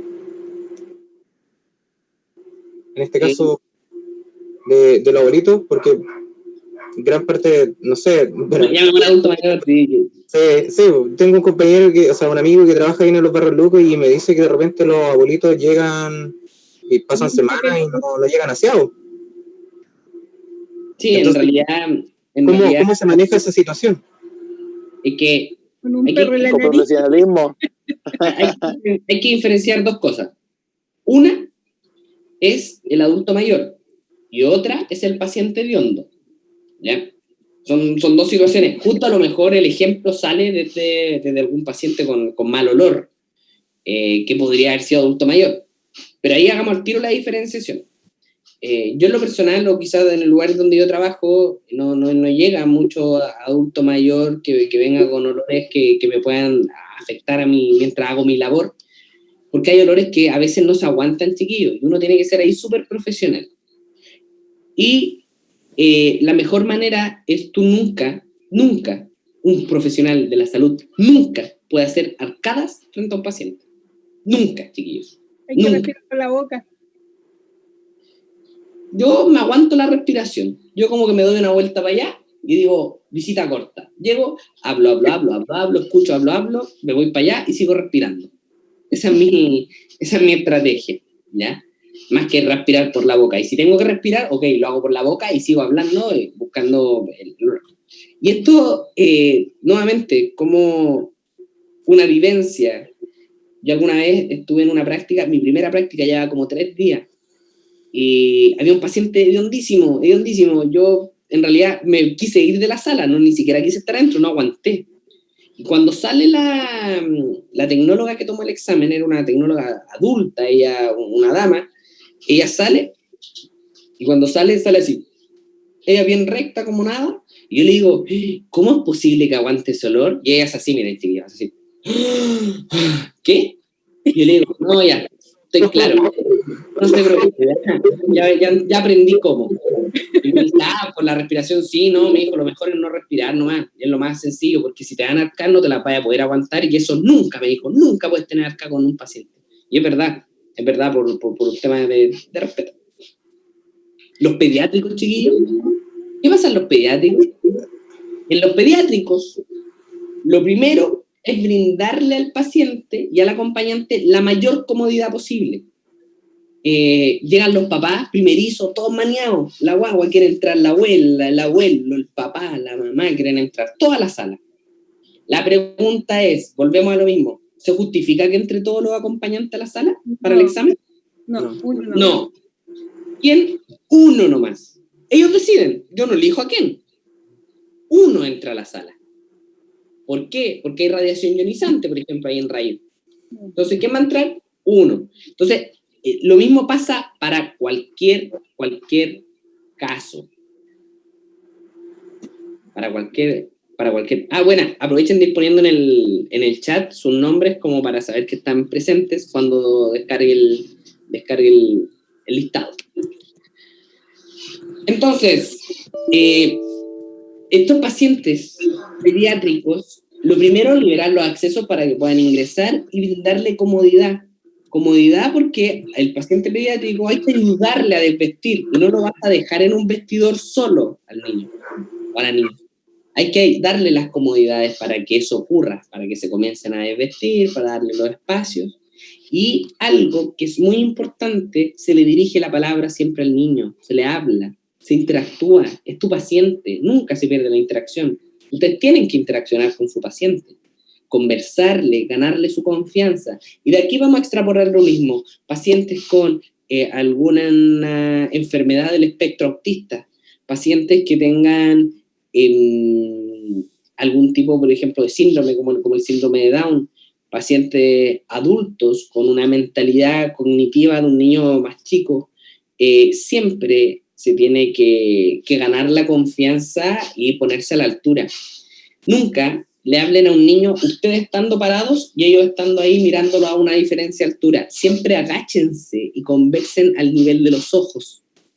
Eso es fundamental en la atención de pacientes, chiquillos. Cuando ustedes estén atendiendo a un paciente pediátrico, yo muchas veces me agacho, sí, me pongo hasta como sentado así y converso como más relajado con un niño. Y siempre me gano su confianza y todo es bacán. Pero también llega a un nivel de estrés. A mí lo que más me estresa... ¿Se les puede ofrecer, por ejemplo, premios si se portan bien ahí? No está como considerado dentro de un protocolo, a no ser que esté así definido. Yo la parte del premio, en realidad depende del protocolo de cada centro. Si hay un centro que quisiera darle premio a los niños, me encantaría. No, aunque sea por parte de uno. Uno como manejar la situación del niño, por ejemplo, en el caso mío. Si tú te dejas hacer el examen, yo te doy un premio, te doy un regalo, una cosa así, un dulce, no sé. Está todo permitido siempre y cuando... ¿logre el objetivo? Siempre y cuando se logre el objetivo y que también los papás estén de acuerdo. O sea, también hay un punto en que el papá te puede decir, no, mi hijo no recibe nada, gracias. Hasta ahí llega yo, ¿no? A empezar, oiga, pero yo hice un trato con el niño, que si él se portaba bien... O sea, siempre manteniendo la cordialidad, manteniendo el respeto, los protocolos, las condiciones sanitarias, usted va a ser libre de lograr un nivel de confianza con los pacientes, el que usted quiera llegar a lograr. Nadie se puede meter en eso. Usted ve la manera en que quiere interaccionar con el paciente. Ahora, si eso empieza a afectar el flujo de trabajo, y dicen, oye, ya, vos ven a trabajar, déjate de jugar con el niño, entonces, chuta, es verdad, o sea, también hay un punto que estoy afectando al flujo laboral. Entonces, siempre un trato correcto, nunca le mientan a los niños, no te va a doler. ¿Para qué le mienten? Siempre le va a doler. Mejor decirle a los niños si es que les duele o no. O sea, la mayoría de los exámenes que tomamos en imágenes no duelen, a no ser que haya que hacer una punción. Entonces, claro, el paciente hay que decirle, tranquilo, aquí no te va a doler, pero eso ya es un trabajo más que tienen que hacer los papás, en realidad, que brindan esa confianza. Uno, ocupar toda la estrategia. Yo siempre les digo a los que son más chiquititos, así como, mira mis lentes, prenden de colores, para que me miren y mientras me están mirando yo lo estoy posicionando. Eso como que son algunas estrategias. O, por ejemplo, estar atento con los elementos de limpieza por si el paciente se orina. Se puede orinar arriba de la camilla. Y tú no sigues tomando el examen arriba de la orina. Ok, primero el niño, después se limpia la camilla. ¡Oh, me manchó la camilla! ¡Corra el niño para allá para limpiar la camilla! No, así no es la forma. La forma es, nos preocupamos del paciente, está todo bien, aquí tiene los espacios, tranquila, no se preocupe, limpiamos, ya lo tomamos. Se limpia, se pone todo de nuevo, la sabanilla, se vuelve a posicionar el niño. Se vuelve a orinar, volvemos a hacer lo mismo. Uno no toma exámenes arriba de la orina. ¿Sí? ¿Se altera a lo mejor la orina? Más que se altera es insalubre, no corresponde. No, sí, pero ¿por qué hay una alteración? Sí, efectivamente el líquido pudiese afectar la visualización de estructuras, sobre todo en un paciente pediátrico donde los huesos no son tan densos. Sí, se pudiese afectar. Pero principalmente a lo que me refiero cuando le digo que en realidad más que por afectar es porque es insalubre, se lo planteo desde la mirada, desde el horizonte del porqué de las cosas. Finalmente, está el factor técnico, pero el factor técnico no puede pesar más que el factor humano. El factor humano siempre pesa más, siempre. ¿Ya? Eso nunca lo pierdan. Ahora, no por eso, chiquillos, cuando trabajen en un lugar, si tienen otras formas de trabajar y démosle nomás arriba del pipí, tomemos la radiografía arriba de la orina del niño y démosle nomás y da lo mismo, que la espalda le quede llena de orina, el pelo y toda la cosa, démosle nomás. Si trabajan en un lado así, en algún centro así, yo les invito a siempre intentar hacer las cosas mejor. ¿Quién te puede llamar la atención por querer hacer las cosas bien? No sé, alguien que solo quiera hacer las cosas mal. Y los pacientes con trastornos psicológicos son un tema importante. Un paciente con un trastorno psicológico no es fácil. Si el paciente llega a atenderse a una sala de rayos y te dice, me subo a la camilla, pero primero tienes que sacar los ratones que están encima. Ustedes miran la camilla y no ven ratones, no ven nada.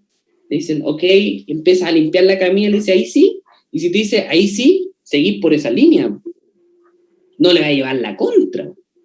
Don Juan Pérez, pase por favor. No me digas Juan Pérez, dime Jesucristo. Chuta, tú tanteas el tema un poquito, y le decís, don Juan Pérez, ¿desea que lo llame Jesucristo? Sí, ok, Jesucristo, pase por acá. Ninguna expresión, te sigo atendiendo. No sé, súbola, cada uno en lo suyo, ¿cierto? O sea, yo leí que este tipo de pacientes, los que vienen con algún tema psiquiátrico, psicológico, siempre vienen acompañados de un especialista, que es un enfermero que se encarga, en este caso, de manejar ese tipo de situación. Es un nivel como diagnosticado y extremo, pero yo le aseguro que entre los que estamos hablando acá, incluyéndome, todos tenemos algún tipo de trastorno medio psicológico, y ahora para allá los quiero llevar. Eso depende, eso depende, porque por ejemplo mi hija sufre crisis de pánico y no anda con una enfermera al lado todo el día.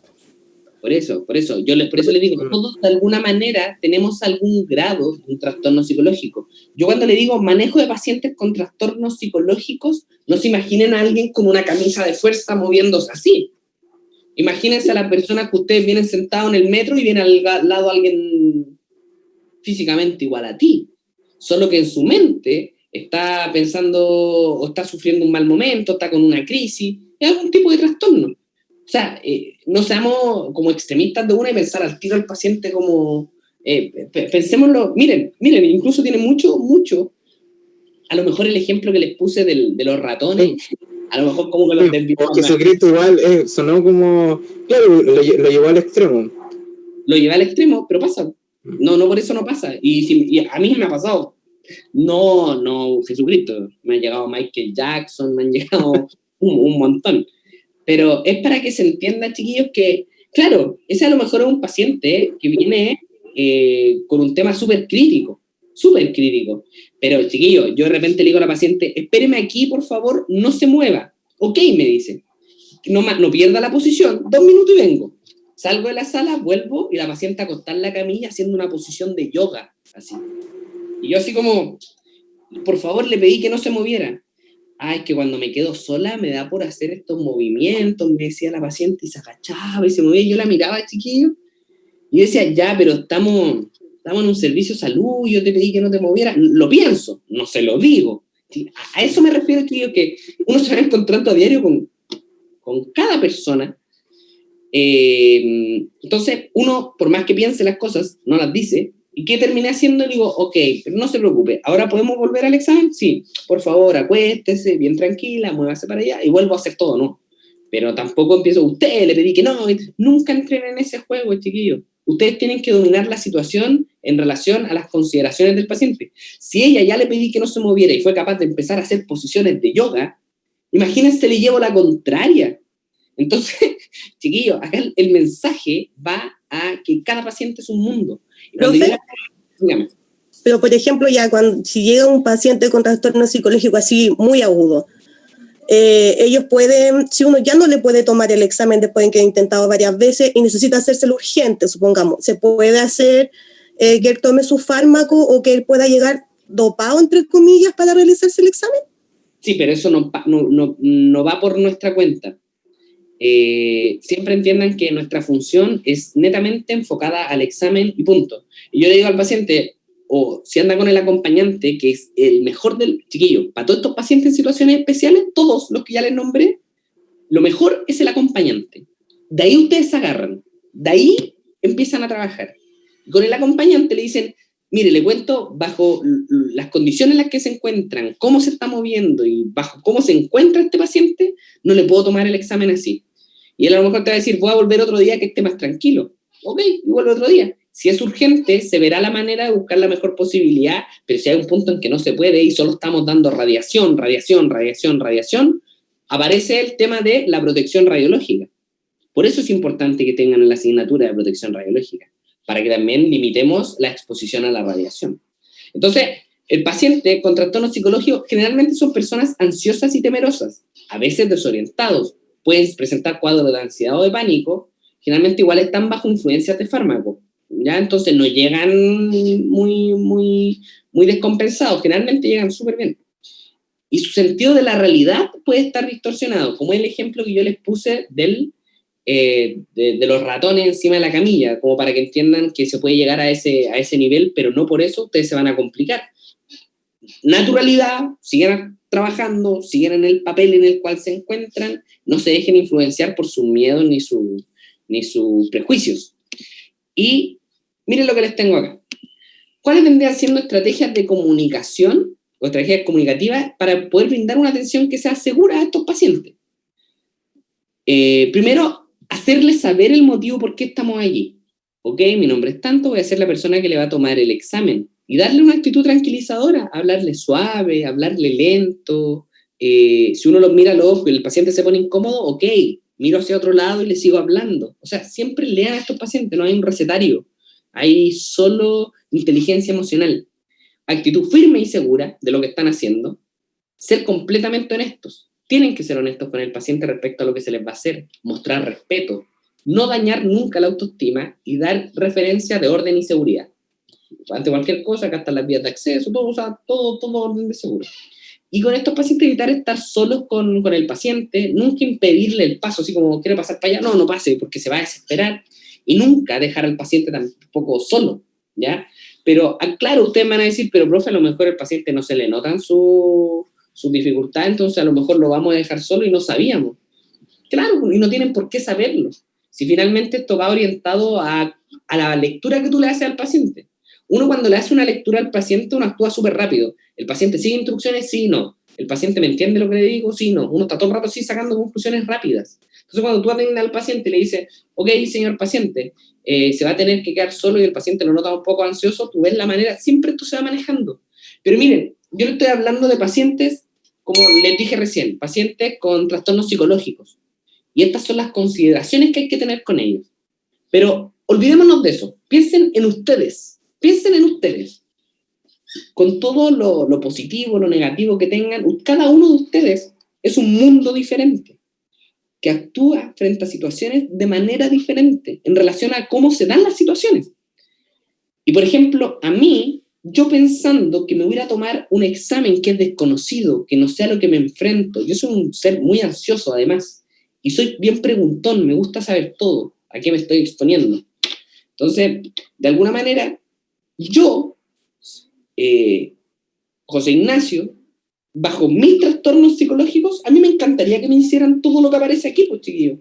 Por eso esto es aplicable para todos los pacientes, porque todos tenemos algún grado de trastorno psicológico, unos más acentuados que otros, pero claro, en algún punto más que otros. Pero claro, a mí, feliz que me hagan saber el motivo por el cual me encuentro ahí. Feliz de que el que me atienda tenga una actitud tranquilizadora, firme y segura, que sea honesto conmigo, que me muestre respeto, que no me dañe mi autoestima, que no me diga, viene una radiografía de mano, que tiene los dedos chuecos, eso daña mi autoestima. Yo feliz que nadie me haga eso. Que me dé referencias de orden, de seguridad, de manejo de la situación, que siempre está acompañado de alguien, que no me impida el paso si yo quiero avanzar, que nunca me deje solo, que me acompañe durante el examen. ¿O a ustedes no les gustaría esto? Bueno, entonces, a mí me pasó con la resonancia, que me hice una resonancia a la columna, y a mí me da como claustrofobia, porque más encima me colocan como una malla encima de la cara. Así que me quería puro morir. Entonces le dije yo a la persona que me atendió que me dejara respirar un poquitito, y se tomó el tiempo él hasta cuando ya yo me tranquilicé, cerré los ojos y ahí estuve. Pero fue bien amable cuando me la hice. Y precisamente así, esa misma actitud fue la que a uno le dio como me dio a mí por lo menos confianza hacerme el examen. Oiga, y le hago una consulta. Cuando yo empecé a hablar de esto, el manejo de pacientes con trastornos psicológicos, uno al tiro dice, no, ese no soy yo. Y somos cada uno de nosotros. Sí. O sea, tú lo único que necesitas es pillarte con personas que te entiendan, que tienes miedo, que tienes dudas, que tienes inseguridades. De repente llegan compadres del gimnasio súper grandes. ¿Y qué hace usted? Peleo lucha libre, o peleo en artes marciales mixtas, soy karateca, qué sé yo, boxeador. Ok, lo voy a pinchar. Ay, no me pinche, que la aguja y que la cuestión, y empiezan así. y como que tú miráis como su anatomía, su forma, versus el miedo que le tiene hacia una aguja, y no por eso lo empiezo a juzgar, para nada. ¿Por qué no puede él tenerle miedo? Entonces, por eso les digo, siempre los prejuicios fuera y vamos atendiendo de una manera abierta al paciente, respetándolo por el solo hecho de ser un ser humano, punto. Entonces, es un poco como el mensaje. Ahora, chiquillos, le voy a poner un poquito más de velocity. Posición anatómica y planos de referencia. Esto me interesa. Hasta aquí llegamos con el tema de la atención de estos pacientes especiales. En situaciones especiales, ahora vamos a hablar un poco de estos planos de referencia. Y esto siempre lo tienen que entender. Cuando uno habla de la posición anatómica, esa es, ¿ya? De frente, con las palmas en esa posición, ¿cierto? Para ahí. Esa es la posición anatómica, ¿ya?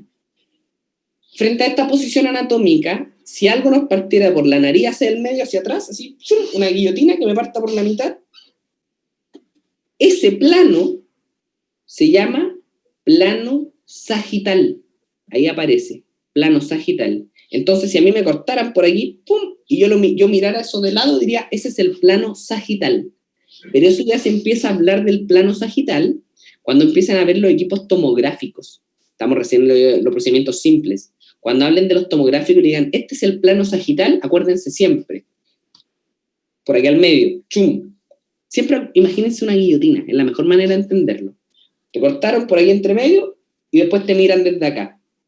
Ven tu cerebro, ven tu globo ocular, ven toda tu forma. Estás partido por aquí, es el plano sagital. ¿Cuál es el plano coronal? Como si me partieran desde acá, una guillotina. Y ustedes me verían también el cerebro, los globos oculares, ¿cierto? Si me partieran desde aquí, ¿cierto? Plano coronal. Y el axial, o también conocido como plano transversal, el plano transversal o plano axial, cuando es así. ¿Ya? Eso, chiquillos, me gusta siempre explicar estas cosas como de la manera más sencilla posible, imaginándose cosas, porque es la manera que ustedes toman el conocimiento y se lo dejan. Entonces, el plano sagital, el plano coronal y el plano axial o transversal. Cuando, desde el plano sagital, desde justo del plano de estos cortes que son así, si tenemos un plano sagital estricto, ¿cierto? El plano medio sagital que me partió justo por la mitad, aquí entre medio, todo lo que sea más cercano hacia el centro se considera que es más hacia medial. Y lo que está más hacia afuera es más hacia lateral. Ese es el concepto. Por ejemplo, el hombro está más hacia lateral que el músculo pectoral, que está más hacia medial. ¿Sí? ¿Se entiende eso, no? Claro, cuando hablamos de medial y lateral. Sí, profe, sí. Buenísimo. Hay otra cosa que hablamos que tiene que ver con lo distal y lo proximal. Distal de más lejos, proximal de más cerca. Sin embargo, siempre eso que estamos hablando es en relación a la estructura. Mi codo está más proximal al hombro que la muñeca. Sí. Porque la muñeca está más distal al hombro que el codo. ¿Se entiende, no? Siempre referente a. ¿Cierto? Por ejemplo, es más acá el codo es mucho más proximal al hombro que la muñeca, como ustedes lo ven ahí. Eso igual es sencillo de entender. ¿Se entiende bien? Siempre respecto a una estructura. ¿Ya? Y cuando no es respecto a una estructura, siempre imaginándose el plano anatómico. ¿Cierto? Por ejemplo, el pie es más distal que la rodilla. Sí. ¿Sí? Siempre, si no hay una estructura de referencia, plano anatómico. En todo ámbito.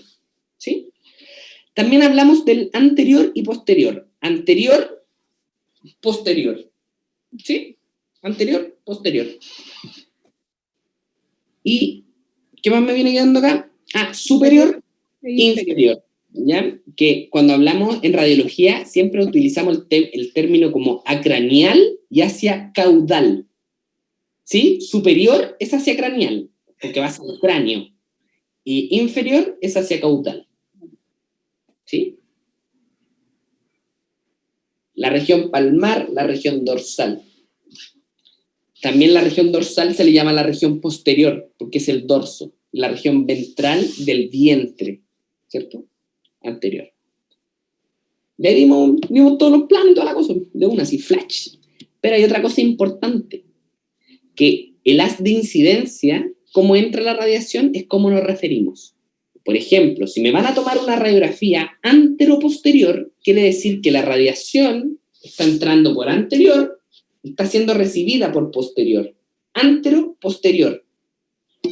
Si es una radiografía medio-lateral del brazo, es porque la radiografía está entrando la radiación por medial y está saliendo por lateral.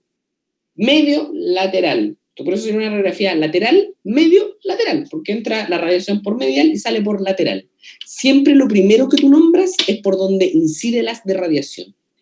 Y acá, en la radiología, por ejemplo, cuando yo digo la radiación va hacia craneal, es porque el haz de radiación está apuntando hacia craneal. Pero si el haz de radiación va a caudal, es porque el haz de radiación está apuntando a caudal, hacia las piernas. Y acá la imagen. Cuando él angula hacia la cabeza del paciente, está angulando hacia craneal.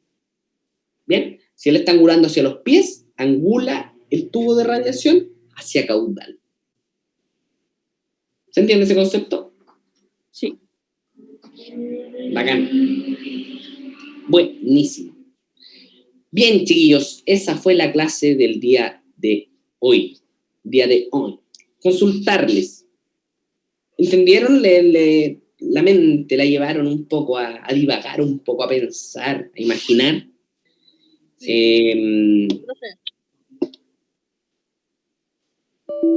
Ya, qué bueno que les gustó. Bacán. Qué bueno que les gustó la clase. Cuando la hice, lo pensé así, que ojalá les gustara. Creo que le salió del alma. Hoy día fue una clase sentimental, la hice del corazón.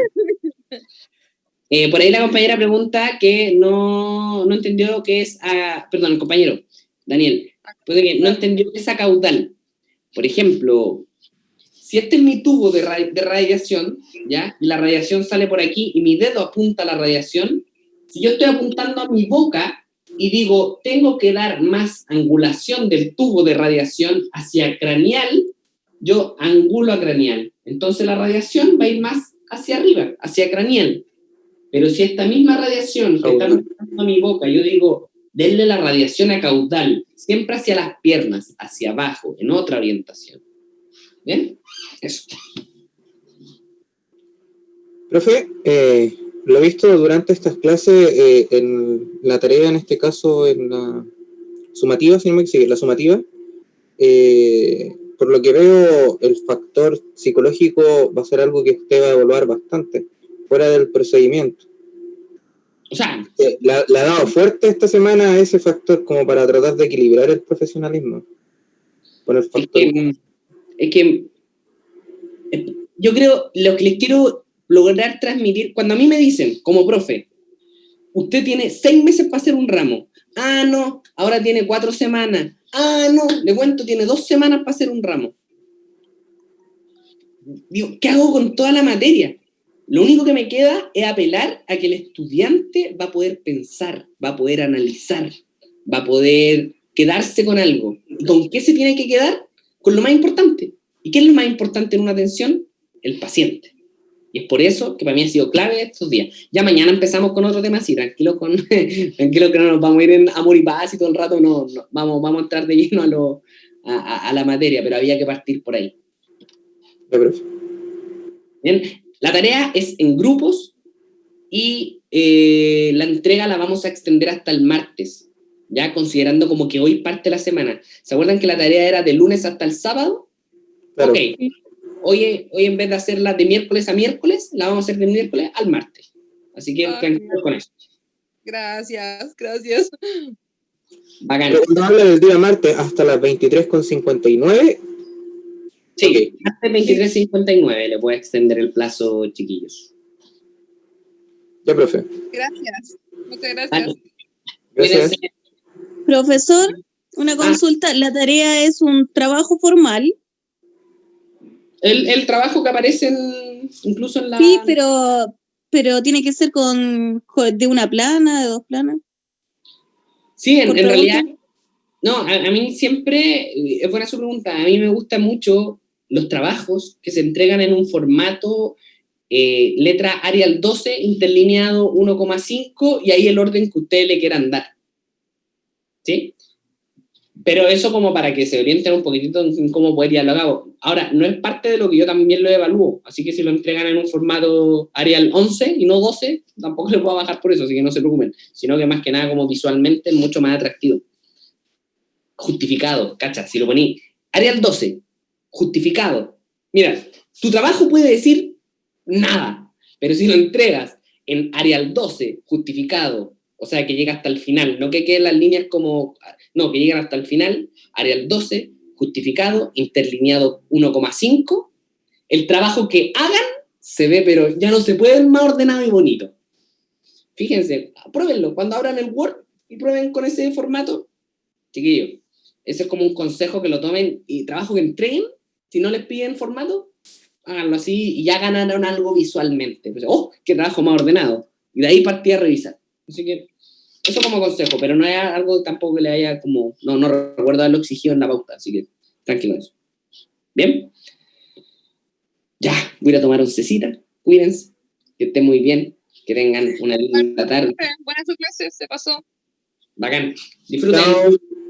Chao, profe. Chao, chao. Chao, chao.